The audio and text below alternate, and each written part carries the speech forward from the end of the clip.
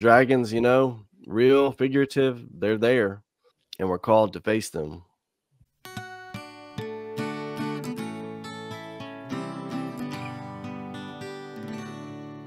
We are Saints in the South, your source for gospel growth and good times. Welcome back, everybody, to another episode of Saints in the South, episode 198. We've got 4 of us on here this evening. We got Michael back. We got who is the Rogue Bishop. We got Average Joe. We got Kenny, and we got myself, Jackson. So, yep. And for those of you who are listening and not watching, Jackson is clean shaven, and we're all just trying to get used to it. It's quite an adjustment. I didn't even know who that was. Right. I was like, who is this guy? Is this somebody new? That's why he has his name there in this little box so that we know who he is. Yeah, but I can't read. Yep, I shaved it down, went for a Wyatt Earp look. And, let's see that. Let's see that look. Let's see it. Wife, yeah, okay. Let me see if I can pull it up here. I'll show the screen here, but I'll throw a picture up for. There you go. Oh yeah, that is awesome. Sweet. Yeah. Gosh, how could your wife not love that? I know. I mean, seriously, come on, man. Wait, you were saying she didn't? I thought she was the one that told you to do it. No. Oh. Hold on a second. I might have one. Let me see. Y'all proceed. If I find it, I'll tell you. Okay. All right. So we are wrapping the New Testament up here with the next few weeks. In Revelation here. So I'm going ahead and read the opening statement here from Come Follow Me, and per request from the Rogue Bishop, we also need to include the statement from Elder Packard, which I agree with. If the language of the scriptures at first seems strange to you, keep reading. Soon you will come to recognize the beauty and power found on those pages. My wife can testify to that. She didn't grow up reading the Bible, and she struggled, you know, when she became a member, she struggled with the scriptures because there's so many these and thous, and just really struggled with the Old Testament, and especially Isaiah, struggled with 2nd Nephi. But the more she said, it wasn't like overnight or even months, or even, it was almost like decades before she finally like, okay, now I understand what they're talking about. So just holding to it. Staying steady with it, right? That's it. And having those things seem more and more familiar. And I think the more we give it an opportunity, the more the Spirit can translate for us. That's kind of, and that's really kind of what's happening on a personal level, is the Spirit begins to translate the scriptures for you, and helping you understand that. So, good point. And I've got 4 kids, and so I'm not going to rat out which one it was, but of them, we would always read the Book of Mormon and all of our scriptures and family readings and stuff. But it was like 4 or 5 years later when we were reading it again, she goes, the person said, "Oh, Lamanites." Now we're looking at it like, really? You're just now getting that? That's hilarious. That's so funny. It's funny. Anyway, sorry. So, Joe, did you find it real quick before we jump in there? Oh no, I haven't found it. Okay. Not as of yet. Turns out I have a ton of. Oh wait, man, look at that. How about that for timing? Yeah, baby. Man. Yeah, for sure.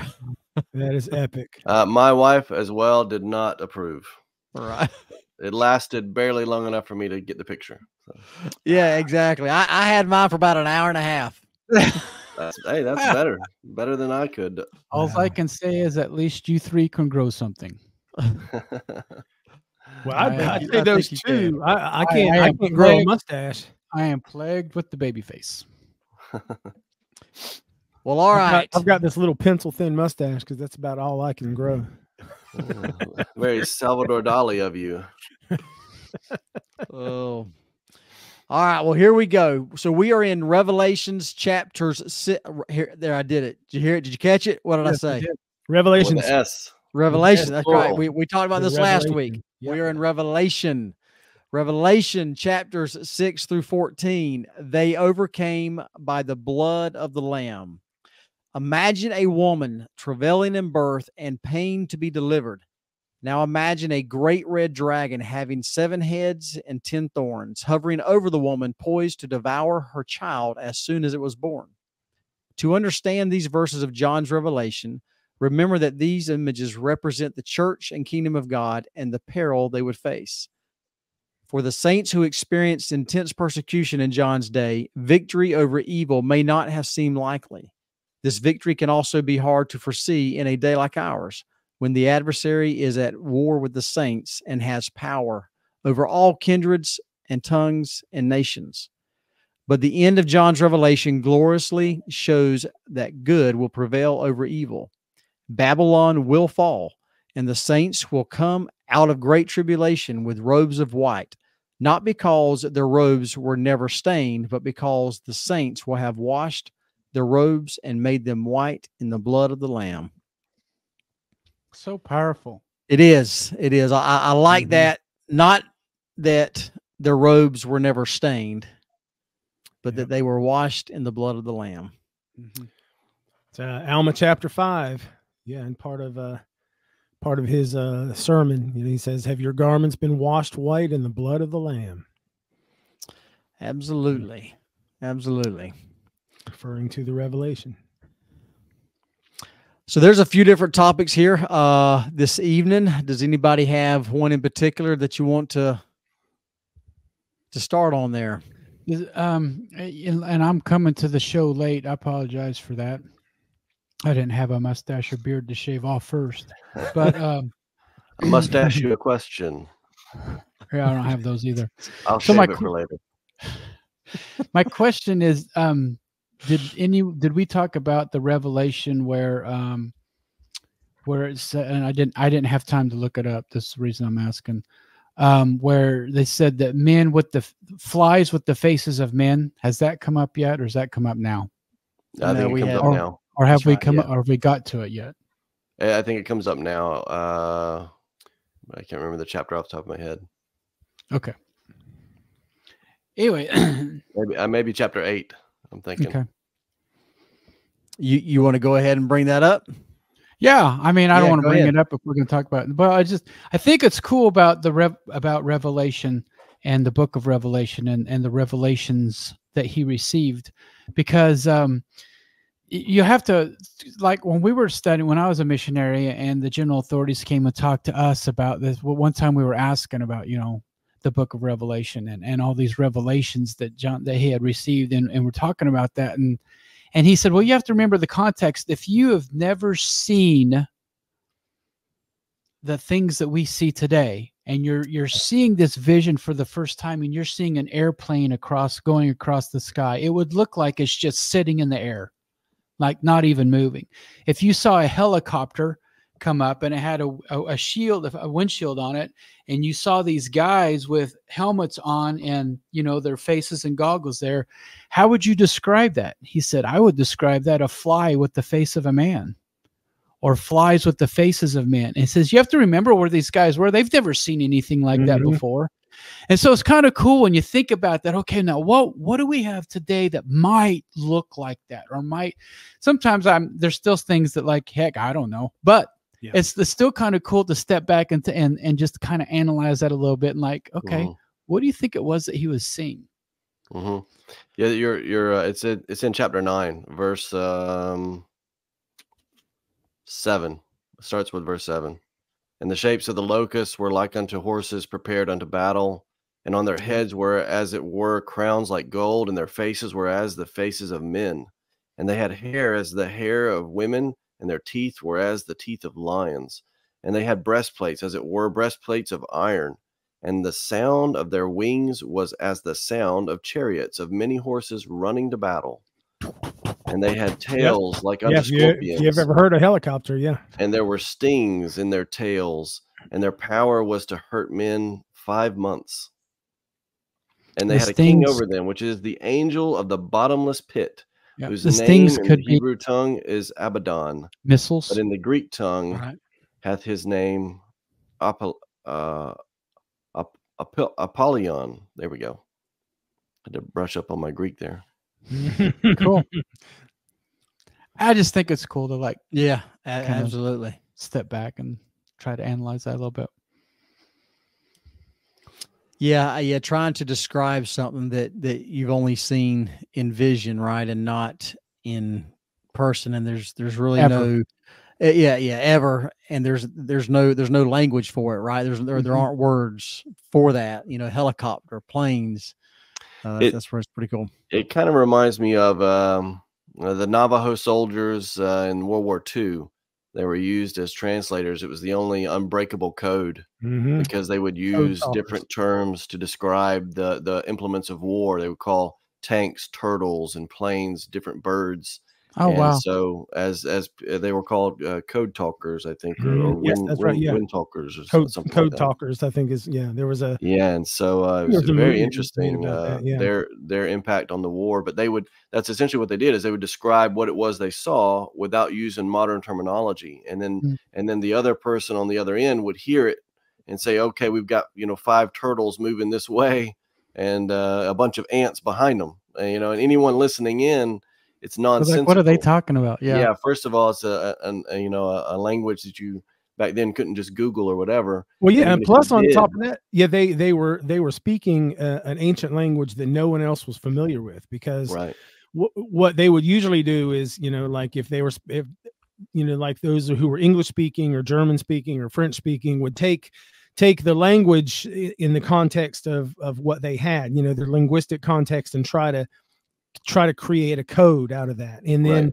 all of these languages, if you are knowledgeable of linguistics, then you could crack the code, because there's only so much you can do. You can tinker around with the language, to kind of turn it into a code. Whereas the Navajo were literally speaking an alien language for all intents and purposes. It was a language that was completely unlike any of the European languages. There was nothing else that any of the European no Latin countries root or anything like that. Yeah, exactly. Yeah, it wasn't. It was totally different. And I thought that's really cool how they were such a integral part of the war. Yeah, by being able to talk in that way. Yeah, because they were like you said, they were speaking in a way that didn't make sense to anyone. If they intercepted it, they couldn't make heads or tails of what they were saying.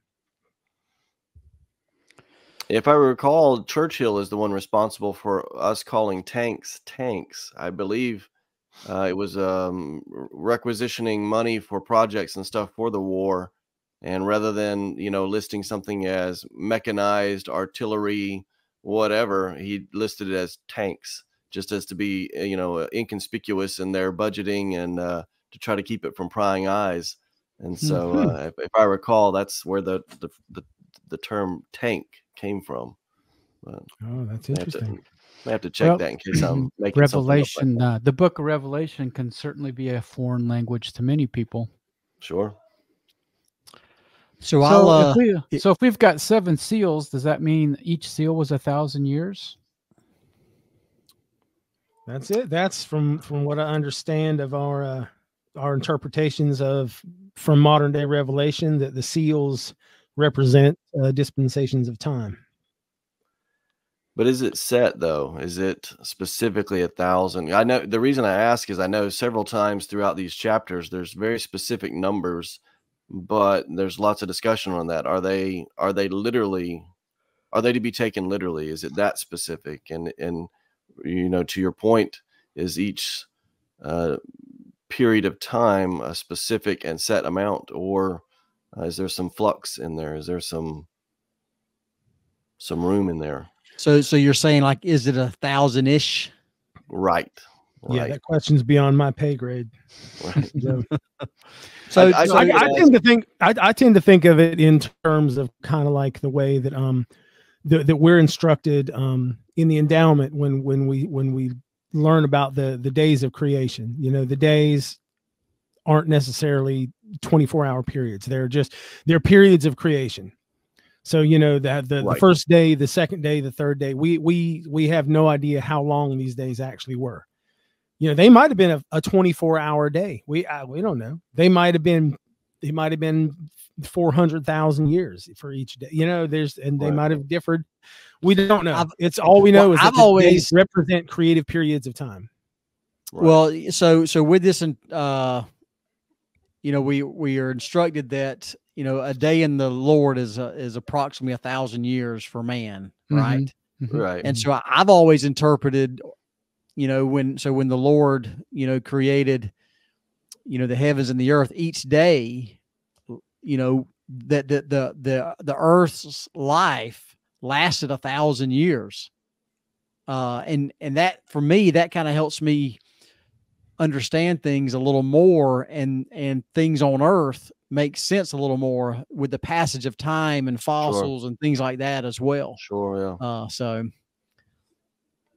yeah, I've essentially just taken it as a long time, a period of time, long time. And if you see big numbers, it essentially means a big number, like a cajillion, we would say today. Yeah. You know, it's a long time. And they might have said 1,000 or 10,000 or something like that. So if a day's 1,000, what would be like, what would be an hour? What would be? Hold on, I got to take my shoes off if we're going to do this much math. No, it's just a round guess. What would be a minute? What would be a second? What would be an hour? Man, well, if you got a day, what we're saying, a day is 1,000 years. How much is an hour? 124, that, I don't know, like 200 years or something like that. 175-ish maybe. Would be what, an hour or a day? An hour? An hour. Something like that. I don't know.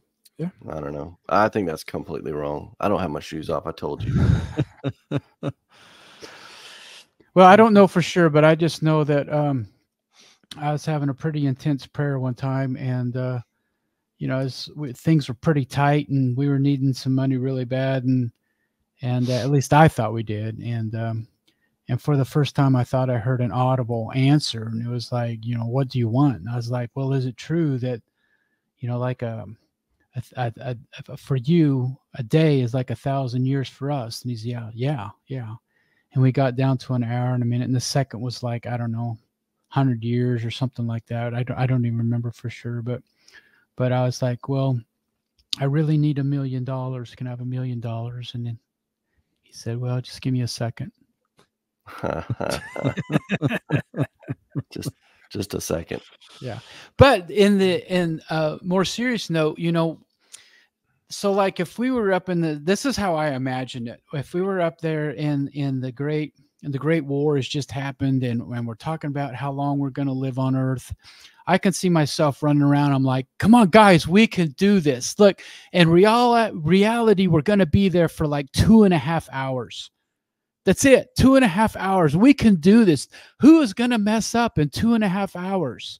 You know, and then I come down and blow my first hour and a half. But I mean, but I can see myself up there just running around like, we can do this. It's 2 hours, maybe 2.5, you know. And then we get down here, and time is completely different now for us on Earth. And, you know, so I think that's so when we get into the whole time, is it really 1,000 years? Right. I don't think. Yeah, I don't know if it's that literal. Just backhand math. If a day is 1,000 years, then 1 hour would be about 42 years, and 1 minute would be about 8.5 months. But like I said, I don't know if it's meant to be taken that literally. I did come across, now that we bring it up, kind of these numbers and stuff. I heard something funny the other day. The book of Numbers in the Torah is not known as the book of Numbers. I can't remember what it's called. But jokingly, the saying is that it's meant to be the numbers of how many times the Israelites are complaining. And I know those would be funny. But when they mentioned the 144,000, did you just want to jump around, or did we want to go? Yeah, jump around is fine. It's the 144,000 is one of the good points, I think, of this lesson. So one of the things I came across is, again, going from literal to just kind of either allegorical or metaphorical, the 144,000, and maybe you guys ran across something different, but kind of reading into it and trying to answer that question for myself. Do I take this literally? Do I take it figuratively? The 12,000 from each of the 12 tribes, that's where the 144,000 comes from. Right. But again, the number, say 10,000 or what have you, it just means a bunch. Is traditionally the way it's been taken. Like we would say a cajillion, 12 cajillion, from whatnot, from this tribe or that tribe. Rather than being a literal number that there's only 144,000 that are going to make it, and 144,001 and beyond, you're out of luck. That doesn't seem to make a lot of sense to me. But basically, it was an interesting thing I came across that suggested that in that time, squaring a number was a way of saying it, that is complete, that is full, that is perfected. So to have something and then square it would be to say that's reached its full potential. And we've talked, the last few times about that, finding our alignment and then reaching our full potential. And so basically is to say this 144,000, who are they? They're high priests in the land from the different tribes. And it's to say that there's going to be a bunch of priesthood holders, high priests who are worthy, who have reached that kind of that state, that potential, reached their potential from all of the tribes, which is a fascinating thing. If you think about it, back then at this time with John, there's not a lot of tribes coming together, not a lot of high priests from these representing the different tribes and stuff like that. But to see forward, I think that speaks to the seer kind of quality there, to see forward in time to our time, where there are priesthood holders and such from all of these various tribes, from many of the various tribes and things. And that's another statement toward that truth. Mm-hmm. Did you have something on that, Kenny? The 144,000? There's something, yeah, it's interesting. I was trying to remember the 12 tribes. Just an interesting little fact there, because there's 12 tribes mentioned, but there is an extra. Oh my God, I'm trying to remember the one. There was Joseph and Manasseh. Manasseh, yes, Manasseh. Okay, so when you have Joseph and Manasseh, that means for 12 tribes, that means one of the other tribes is missing. And it's something, this is the scripture gems. Once again, I get all my good stuff from them. That was a really interesting thing. So the tribe that's missing is the tribe of Dan. So in the Revelation, the tribe of Dan is not mentioned. It's not there. And we don't know why. But as far as, anyone from that tribe, there's no mention of them there. That's not part of this revelation. Would have been a smoother transition if the tribe was Waldo. Yes, but they would be harder to find. It'd be very hard to find. That's true. So yeah, so that's just one of those. There's lots of little mysteries in the book of Revelation that we just don't know, and that's one of them. We don't know why. We don't know why there's Joseph, Manasseh, but there's no Dan. Yeah. So it made me wonder too. Are there anybody? Is there anyone who has received a patriarchal blessing who has been told that they are of the tribe of Dan? If so, they have not told me. If anybody's listening right now, if your patriarchal blessing names you as a descendant of the tribe of Dan, you need to comment on YouTube or on our Facebook group. I'm really curious, because it makes me wonder, what is it about the tribe of Dan? There's something unique about that the tribe of Dan is not mentioned in this revelation. Why are they left out? Yeah, I don't know. So my thoughts on John receiving this much detail into the last days and everything, makes me curious. Do we know, and I haven't paid that much attention to it, was John seeking at any point? Was he seeking to understand and know about the second coming of Christ, or anything like that? Do we know that? I don't recall off the top of my head. Just because his, the book of Revelation is pretty distinctly separate, set apart from the other books, right, within the New Testament, right? I mean, because of the detail and the last days, and all of the descriptive language that he uses to describe the last days, and I don't know, it just makes me wonder if he was seeking, right, to know more about the last days in particular. Right. It's a good question. In chapter 3 of Revelation, singular, not plural, Revelations. Right. At the end of Revelation chapter 3, he mentions the often repeated line about he that hath an ear, let him hear what the Spirit saith unto the churches. And then immediately in chapter 4, he says, after this I looked, and behold, a door was opened in heaven. And I should say, he just had mentioned prior to that about, knock and it shall be open to you. And a door was opened in heaven, and the first voice which I heard was as it were of a trumpet talking with me, which said, Come up hither, and I will show thee things which must be hereafter. And immediately I was in the Spirit, and behold, a throne was set in heaven, and one sat on the throne. And he goes on and on from there, essentially relaying this revelation, this vision that was opened up unto him. So I don't know that he was specifically saying, I wonder what's going to happen in the last days, and this was opened up to him, but rather that he was in the mode, in the right frame of mind, of to knocking be, and seeking, right. right? That's right. He had an ear to hear. He had eyes to see, and it was opened up to him that day. So since you kind of talk that way, let me share something with y'all that happened to me on my mission that gets into the war in heaven that is discussed in Revelation chapters 12 and 13. Right. So verses 7 through 11 is where he talks about the war in heaven.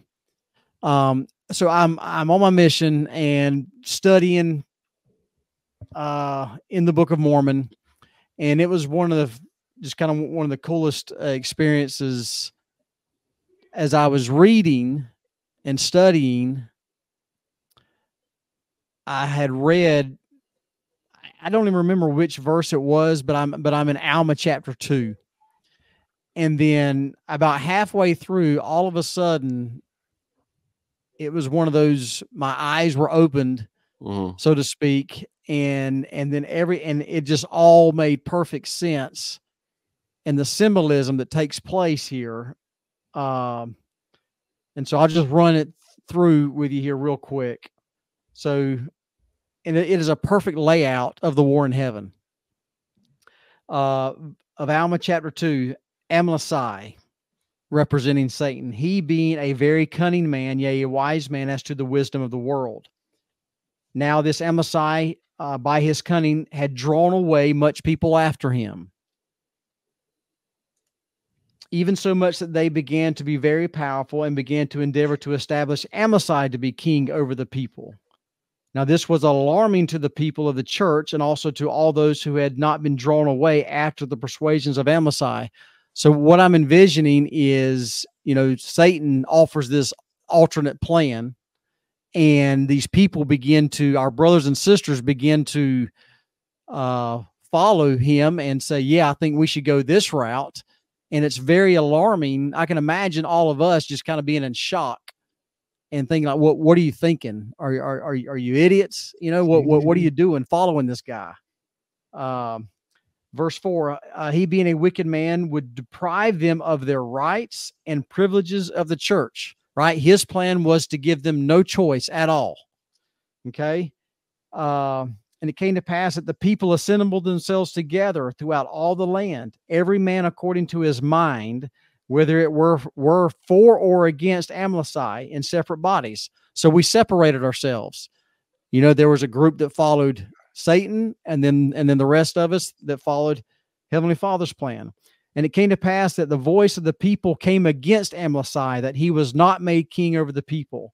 Now this did cause much joy in the hearts of those who were against him, but Amasai did stir up those who were in his favor to anger against those who were not in his favor. And it came to pass that they gathered themselves together and did consecrate Amasai to be their king.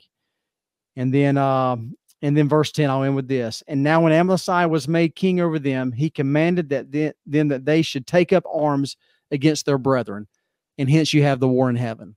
And then it goes on and talks a little bit more about their battles and everything. But as it was just one of the coolest experiences that I've ever had in reading and studying my scriptures. As I read through it, like all of a sudden, just a light went on. And it's like, man, that's the war in heaven right there. So, wow. Yeah. And how many times has that war in heaven? I mean, you gave us one example. How many times has that repeated itself in Earth's history? That's right. Over and over and over again. Yep. And to your point, I'm sorry, go ahead. No, go ahead. So to your point, I shared that experience with my mission president. And he says, yeah, he's, very good, Elder Howell. He said, that's pretty impressive. He said that could actually represent the last days and wars in the last days as well. And it really is, as I was sitting here kind of rehashing this, you think about how kind of shocked we are now that as these people within the church kind of get their own little following, and you see it a lot on social media. If you're on social media, you see them gain this ground and people start following them rather than the prophet. Yeah. Right. And their way of thinking. And there's prominent social media influencers that after General Conference will come out and openly, directly contradict what the prophets have said. And they have people following them. And it's sad. But it's in the scriptures. It's the same thing. It's the same pattern that we've seen repeated time and time again. And those who are involved in it, I guess, I don't know, they're just too blind to see it. I don't know, but we have that same pattern in government. We have that same pattern locally. It just in different countries. It's that same pattern. I think that's really good that you brought that up, Jackson, because that same pattern just repeats itself over and over and over again. And one of the things to me that really stands out is you have a minority, right? Because 1/3 followed Satan, 2/3 followed the Savior and the Lord's plan. Right. So you have a minority, posing to be the majority, wanting everybody to think that they're majority. And then when they don't get their way, they're not like, okay, that's cool. No, then they want to get their way by force, right? Right. By hook or by crook. And it just like reminds me of the things that go on or have gone on in the past and continue to go on now where, okay, well, you get these groups that when they don't get their way or a vote doesn't go their way, so they like, okay, cool, work for fine. No, they're never fine. Yeah. Right. Yeah. They and it's the roots of Satan, right? Satan does not want you to have a choice. He doesn't want you to have an opinion if it goes against his way. Yeah, he wants everybody to have an opinion as long as it agrees with his. That's right. He wants everybody to be able to have a choice as long as that choice is what he wants you to have. It's if the movie A Few Good Men, the perfect line that everybody knows, you can't handle the truth. Yeah. Okay, we can say that 1,000 times to Satan. He can't handle it. He cannot handle the truth. Yeah. Yep. Straight facts, man.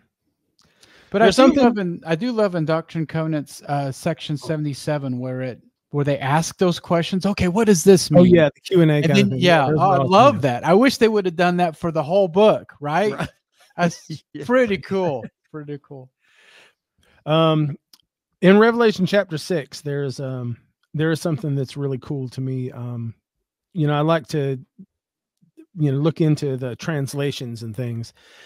And we have the horsemen, the 4 horsemen of the apocalypse, so to speak, which, there are those who think of this as a literal thing, whereas we understand that, these 4 horsemen are metaphorical. But One of the things that is really interesting is in verses 5 and 6. It says, and when he had, excuse me, and when he had opened the third seal, I heard the third beast say, "Come and see." And I beheld, and lo, a black horse, and he that sat on him had a pair of balances in his hand. And I heard a voice in the midst of the four beasts say, "A measure of wheat for a penny, and 3 measures of barley for a penny. And see that thou hurt not the oil and the wine." And something interesting there is they're talking about famine, because the measure is basically a measure of wheat is what would feed one man for a day. It's enough, basically enough to feed you for a day, enough rations for a person to survive on for a single day. And the word penny that's used here was actually translated from the Latin for a denarius. And the denarius was actually, as these translations often go, it's not what we think of as a penny today, especially in our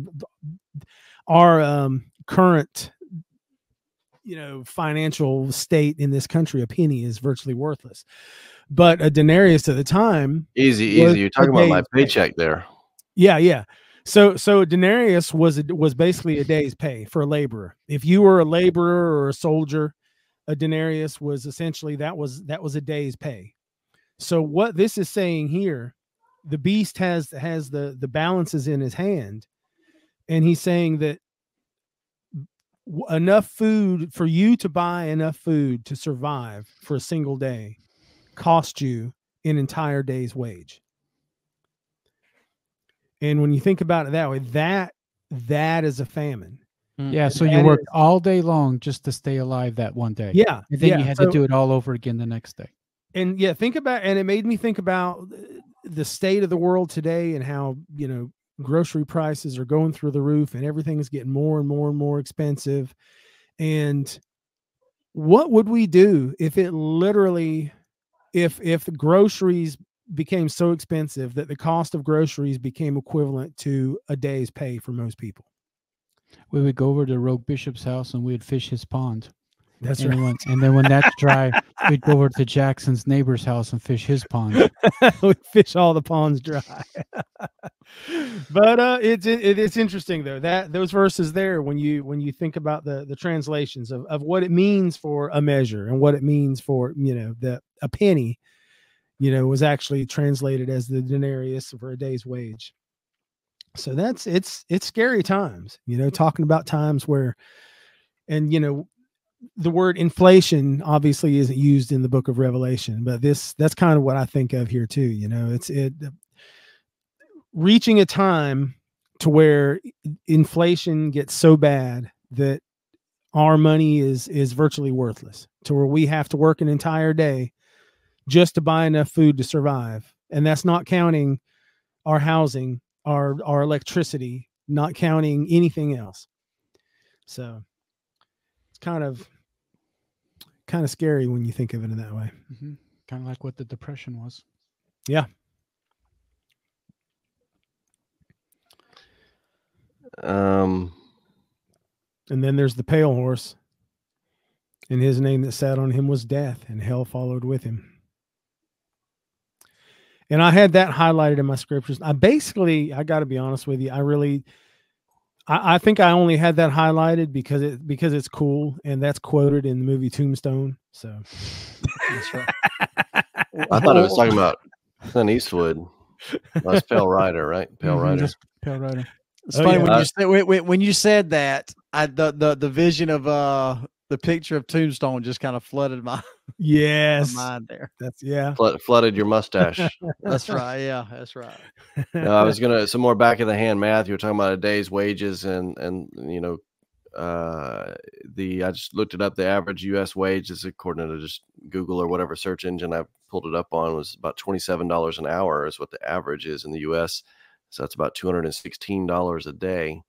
So that's just a little comparison there. So that's part of when this revelation comes to fruition, basically that's going to be one of the signs that essentially it's going to cost $200 just to buy enough groceries to last a day.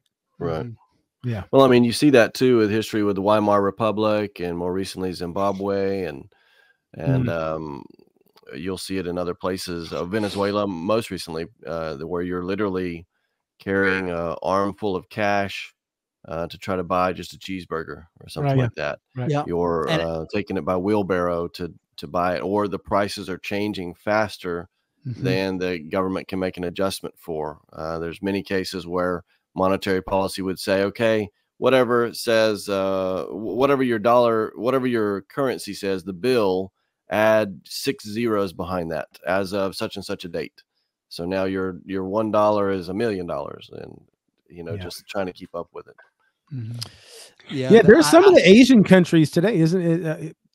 I'm trying to think, what is it, Vietnam or I know one of those countries now, it's like like their unit their dollar is the yen, and it's like a cheeseburger costs like 10,000 yen or something like that. It's just the numbers are astronomical for everything. I saw an article the other day talking about we're on the way to 50 and 60 and 70 year mortgages, just to make you just to be able to afford it. That's right. Yeah, I heard Canada, they actually the other day in some of their major cities, they're looking at the average home down payment. Just for the down payment takes the average salary earner in Canada, if you do that, 25 years to save up a down payment on a home right now. Yeah, that's bonkers. Yeah, I saw. Go ahead. Go ahead. No, you go ahead, Jackson. No, you go. This is my show. You go ahead. But you are better looking than me, so you go ahead. I figure you'd appreciate that. So go ahead. You're so hot. Go ahead. Go ahead. I was just gonna say, so like you look at the silly things sometimes that we do in the U.S. and raising the minimum wage to $15 an hour. Yeah. So what did that actually do, right? Did that help? No, because all the prices in all your fast food restaurants doubled. I mean, my goodness, like my son and there's one particular fast food restaurant that I abhor only because it makes me feel sick after I eat it. But anyway, it was the only one in town. So we went, my son, $30.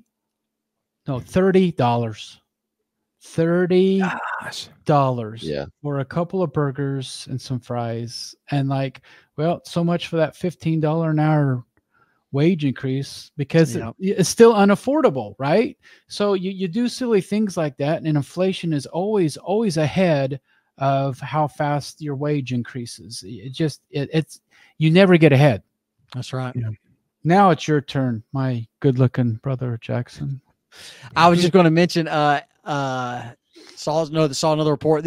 So we're getting to where you get into the whole, I mean, we're starting to get political here, but the whole Great Reset deal, where the idea of owning nothing, right? And you got, so I saw where Jeff Bezos and Amazon got a huge investment group really starting to buy up these single family homes and stuff. And I mean, it's going to get so massive that, I mean, literally we're not going to have anything. Everything is going to be renting. We're going to rent everything. And then you get into the whole social score and all that stuff, and all this stuff that Revelation is talking about. Of course, it's not in here where it talks about the mark of the beast, is it, this week? I don't recall that one yet. I remember. Yeah, I don't think so. Week. We'll hold that one. We'll hold that report I read this week. We'll hold off on that right now. Yeah, but we're renting now. But that's the whole thing, and I'm not trying to get political either, but I'm going to, and I'm going to do it right now because I'm rogue. Property taxes. Exactly. Property tax. Yeah. If you don't pay your taxes, they seize your house. Yeah. That's not ownership. That's rent. That's not ownership. Yes.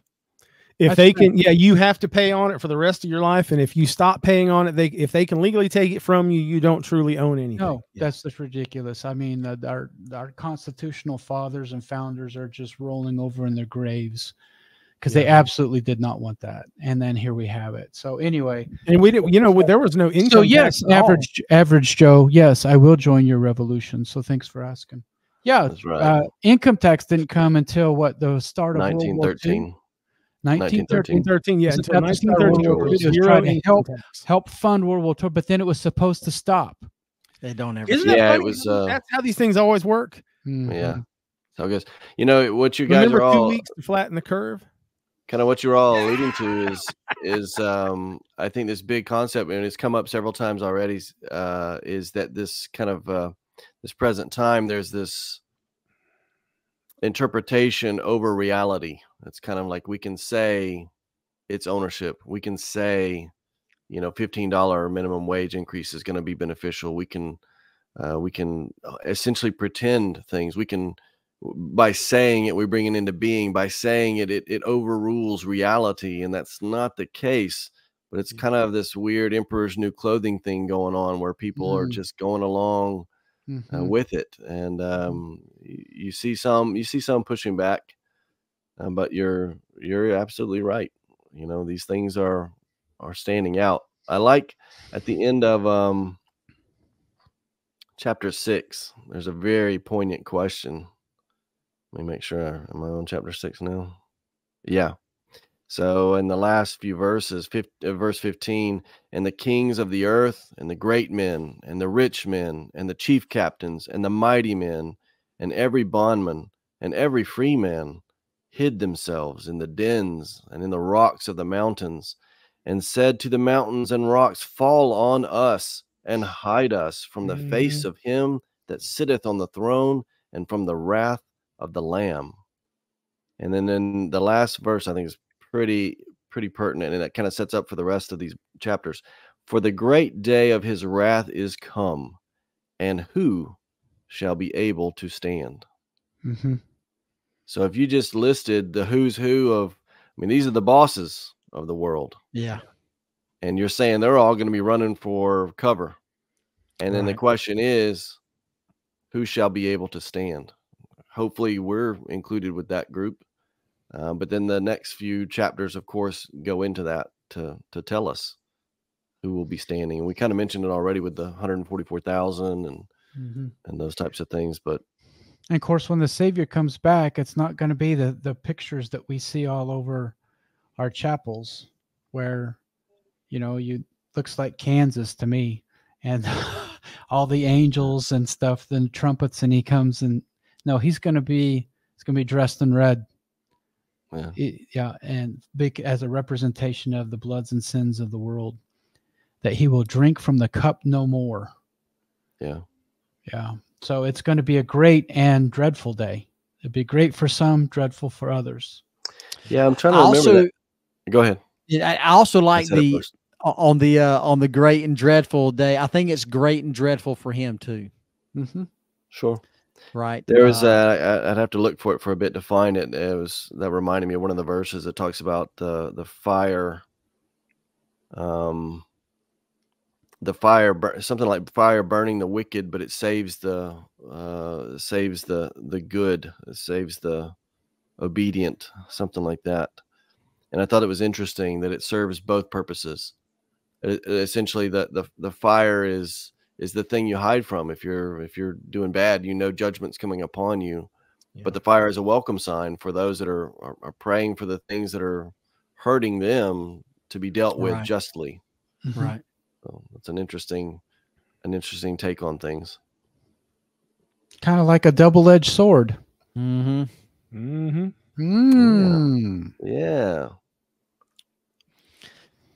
How about that angel flying through the air with the everlasting gospel? Chapter 14. Moroni, perhaps? Possibly. 6 and 7, and I saw another angel fly in the midst of heaven, having the everlasting gospel to preach unto them that dwell on the earth, and to every nation and kindred and tongue and people, saying with a loud voice, fear God and give glory to him, for the hour of his judgment is come, and worship him that made heaven and earth and the sea and the fountains of waters. In the Come Follow Me, it says one fulfillment of the prophecy in the verses occurred when Moroni appeared to Joseph Smith and led him to the records that he translated and published as the Book of Mormon. This book contains the everlasting gospel that we are charged with preaching unto every nation and kindred and tongue and people. Which is why we have the statue of the angel Moroni on most of the steeples of most of our temples, not all, but most. Right. Yep. There was some interesting symbolism. Not only that, with with the angel Moroni and stuff. There was, I mean, we're talking Revelation here. There's tons of imagery, tons of symbolism. It's all throughout. I was trying to find the one where they talk about the. Is it 7? No, I had to find it. The symbolism with the lady. The woman with the moon under her feet, and she was clothed with the sun, and then she had a crown of 12 stars on her head. Remember what chapter that's in? I have to find it here. I thought that was very interesting, and in that order is particularly interesting because the Nauvoo temple and the Salt Lake temple. I don't know. Someone that knows more would have to tell me if there's more than that, but they have that symbolism, and in that order. At the bottom, there are moons, and then there's the sun, and then there's the stars, which is kind of counterintuitive for most of us. In our thinking, we'd be thinking, right, celestial, terrestrial, and telestial.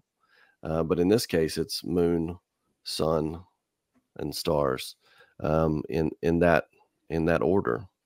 And it's a reference to specifically to that verse. When I find it, I'll let you know.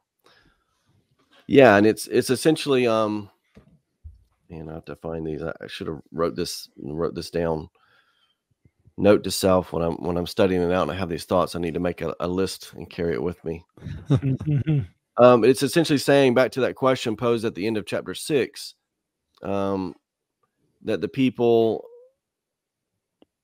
The people that will be able to stand are the ones that have God's name upon them, and that symbolism of the lady with the moon under her feet and clothed with the sun and the stars, the 12 stars on her crown is symbolic of the church. That is the church, which is interesting symbolism all throughout that too. But the church is essentially reestablished and provides that conduit there for the temples where, if you look at the with Nauvoo, I want to say it's DNC 109, where they're sorry, I think it is DNC 109, but it's Kirtland, and they're talking about the temple, the first temple of this dispensation, and it says this, something along in this house, the name of the Lord will be put upon his people. And that's what these chapters will tell us, is that's who will be able to stand. Those who have God's name upon them, and that's where you go to get it. Yeah, it's a temple. So very strong symbolism throughout this, and it takes a whole new meaning to also makes you think a lot more when you're listening to the sacrament prayer. Yep, that they will take upon them his name. Yeah. Yep. And then chapter 12, what you were just referring to, Joe, is to me, one of the coolest chapters in all of Scripture as far as the imagery. There appeared a great wonder in heaven, a woman clothed with the sun and the moon under her feet, and upon her head a crown of 12 stars. And she, being with child, cried, travailing in birth, and pained to be delivered. And there appeared another wonder in heaven, and behold, a great red dragon, having 7 heads and 10 horns and 7 crowns upon his heads. And his tail drew the 1/3 part of the stars of heaven, and did cast them to the earth. And the dragon stood before the woman, which was ready to be delivered, for to devour her child as soon as it was born. And she brought forth a man-child, who was to rule all nations with a rod of iron. And her child was caught up unto God and to his throne. And the woman fled into the wilderness, where she hath a place prepared of God, that they should feed her there 1,260 days. And then it goes on to talk about the war in heaven, and Michael and his angels fought against the dragon, and the dragon fought the angels. And yeah, and then down to verse 10, and here I heard a loud voice saying in heaven, now has come salvation and strength, and the kingdom of our God, and the power of his Christ. For the accuser of our brethren is cast down, which accused them before our God day and night. And they overcame him by the blood of the Lamb and by the word of their testimony, and they loved not their lives unto the death. Mm-hmm. That's exactly what we started out with. Yep. So that's the good news. There's a lot of scary things in the revelation of John, but there's hope. There's a lot of hope there as well for those who, like we were just reading before, have the name of God engraved upon them. I'm ready. Very good. Yeah. No, seriously. Some people are like, oh, I'm not ready for him to come back. I'm like, yeah, I am. Right. I'm not saying I'm perfect. I'm not saying I'm prepared. I'm just saying I'm so done with everything else. Bring him on. Right. Yep. Right. Yeah. What do you think of the dragon? Any thoughts on dragons in general? Well, that's symbolic of Lucifer here, right. as far as I can tell, and I love how it says he with his tail what is the phrase he uses? His tail drew the third part of the stars of heaven and did cast them to the earth. So yeah, that's obviously to me a reference to the third of God's children who followed Lucifer and forfeited their chance to ever gain a body and ever come to the earth. I've heard it in psychology, I guess, that dragons are the epitome of what ails humans of every age. That it's essentially it has talons, it has teeth, it flies, it has fire coming out of its mouth. It has scales. It's nearly unbeatable. And so in so many ways it encompasses everything that torments man. Absolutely. That's why like Jordan Peterson has proposed that dragon mythologies exist in every single culture throughout all of human history. Dragons are something that every culture, if you go back far enough, have their own versions of dragons, because a dragon is an amalgamation of everything that our ancestors were scared of. You combine a large predatory cat with a large lizard, with a serpent, with a snake or a lizard, with something that flies, with fire, which fire was terrifying for early man, because you could harness it and it's great, but when fire got out of control, fire is one of the most destructive things imaginable, for early man. And so you've got all of these different things, it's an amalgamation of everything that early man feared, all rolled up into one beast. And I'm with you, man. You combine snake with cat with bird. If you put enough barbecue sauce on it, I'd eat it. Now it reminded me though of and this is a famous, and they were intelligent too. That's another thing. They weren't just a powerful beast. In most cultures, dragons were believed to be intelligent. Well, and the other thing too is commonly in history is not just that people were dealing with these monsters, these things that torment them. And there are to your point with Jordan Peterson and others, there are internal dragons. There are things that torment us that we're afraid to face. But key with all these tales of dragons, or almost all of them, is almost always they are guarding something of great value. Yep. And it is worth, time and again, it is worth facing the dragon to rescue the maiden, or to acquire the gold, or what have you. But it reminds me of the famous tale of St. George, who was a knight that apparently slew the last dragon in Libya. I want to say Libya is what they figured anyway. The knights of the first crusade said that St. George was fighting with them in the crusade anyway. So the famous story, you guys are probably familiar with it, as he was a Christian knight, and he was out on his quests. I think of, Monty Python or whatever, but he's trotting along with his coconut husk, and so he comes upon this village. This village was tormented by a monster, and this dragon was extorting them to say, give me sheep so that I don't take more, so that I don't destroy your village. And they did. They capitulated. Yeah. They didn't want to face this dragon, so they gave him sheep, and then they ran out of sheep.